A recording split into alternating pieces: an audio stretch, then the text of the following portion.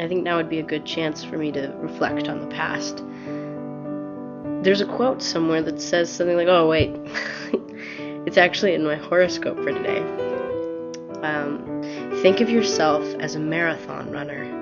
You have a very long distance to travel, but the sweetness is not just to be found in crossing the finish line, but rather in relishing all the sights along the way. So that's why I like reflecting on the past, particularly beginning in August 2008 onward, because there were so many progressive realizations, and it took me thinking. The opposite of the truth defined it. The apex of my healing is always now, because I'm learning every minute. So I'll share what I've learned and what I know this instant. The key point I've come to understand is that we must forget labels and return to the truth that is worshipped and praised as a god today. Sexuality is the biggest label society distributes today. I used to write about this topic, but with fear of being discovered and uncertainty, because even then I still lay victim of the label.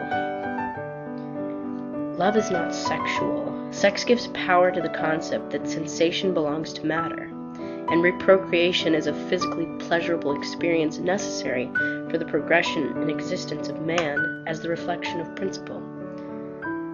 This is contradictory. The true man as the reflection of principle is not material, therefore not created in any physical way. Man as principle's reflection is neither created nor destroyed, but ever existent, such as principle. For people to define themselves by their preference of how to enact a physically pleasurable experience is a distraction, and needless to say, silly. This mundane way of thinking leads to mundane actions such as hate crimes for those who fail to see another's perspective, or even to gay parades where it is not progressive to point out a gender preference.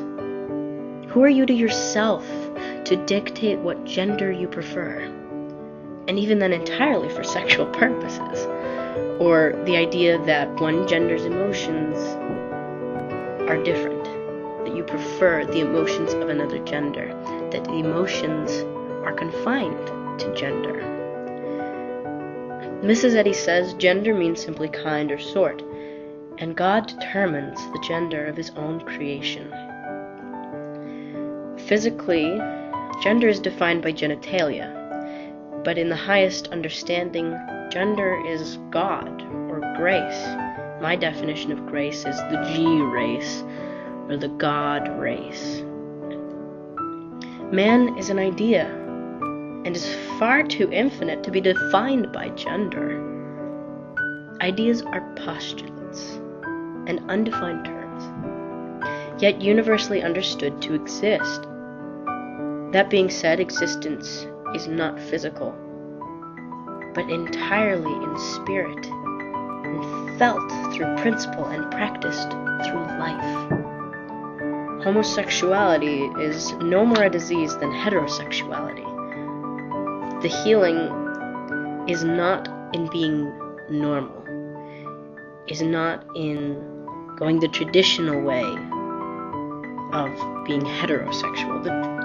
The healing is acknowledging that man, as a reflection of principle, is not sexual and has no gender. That love is not defined by physical attraction nor confined to any one person. Love is the expression and appreciation for qualities of principle displayed through man in masculine and feminine nature, of which every human possesses.